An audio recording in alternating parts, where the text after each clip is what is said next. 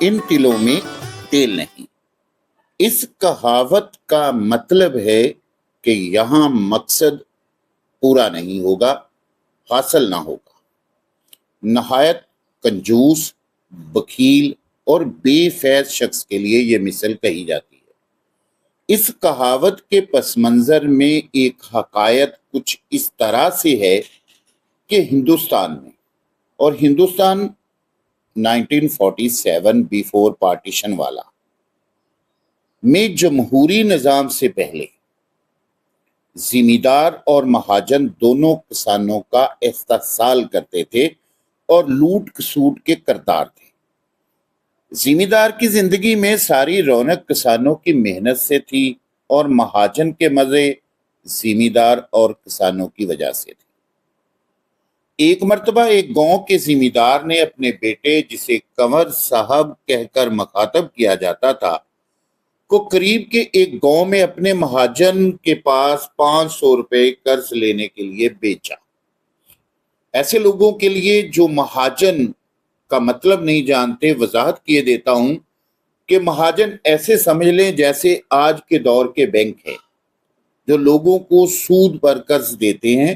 اس وقت سب کنٹیننٹ کے اندر بینکنگ نظام اتنا طاقتور نہیں تھا، بلکہ ہر گاؤں، ہر بستی میں ایک ہندو بنیا، جسے مہاجن کہتے تھے، اپنے پیسے لوگوں کو سود پر دیا کرتا تھا، اور خاص طور پر کسان اسے اپنی فصل میں بیج ڈالنے کے لیے، کھاد وغیرہ تو اس وقت ہوتی نہیں تھی، گھر کے جتنے اخراجات تھے، بیٹے کی شادی ہے یا بیٹی کی شادی ہے، اس کے لیے قرض جو ہے وہ اس مہاجن سے لیتے تھے۔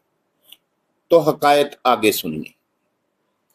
مہاجن نے کنور صاحب کی خوب خاطر مدارت کی اور 500 کی رقم اس کے حوالے کر دی۔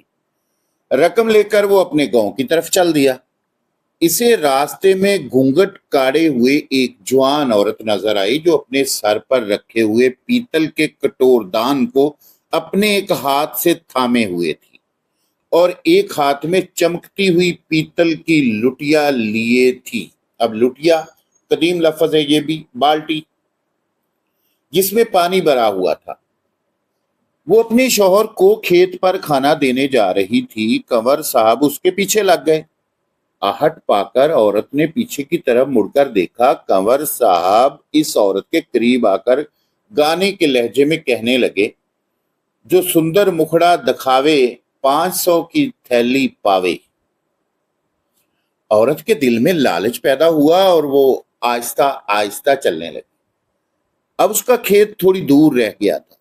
اس نے گھونگھٹ پلٹ دیا اور کنور کی 500 کی تھیلی اپنے قبضہ میں کر کے تیزی سے اپنے کھیت کی طرف چل دی۔ اس کے پیچھے کنور بھی چلتا رہا۔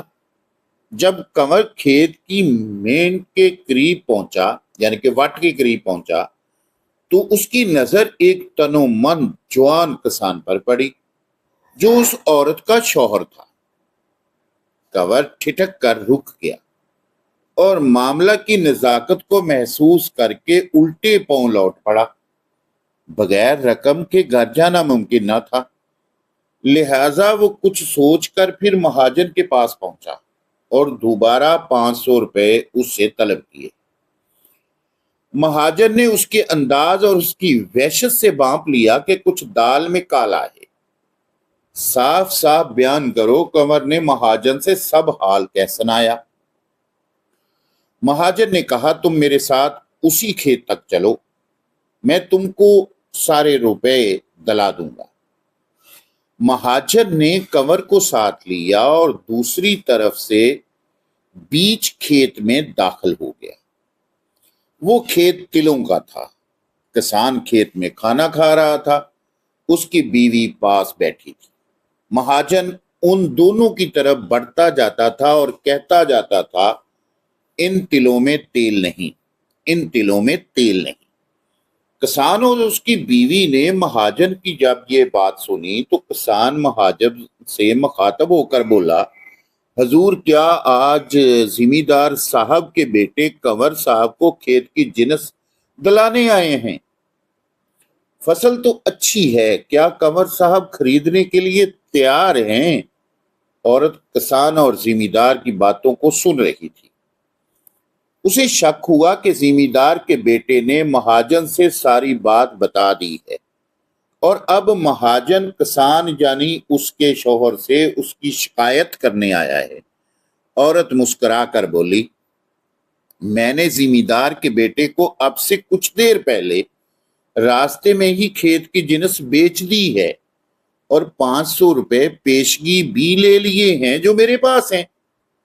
مہاجن نے اب اور قریب آ کر سنانے کے لیے زور زور سے کہنا شروع کر دیا، ان تلوں میں تیل نہیں، ان تلوں میں تیل نہیں، نقصان ہوگا اور رقم ڈوب جائے گی۔ کسان کو اپنی فصل کی برائی نہایت ناگوار ہوئی۔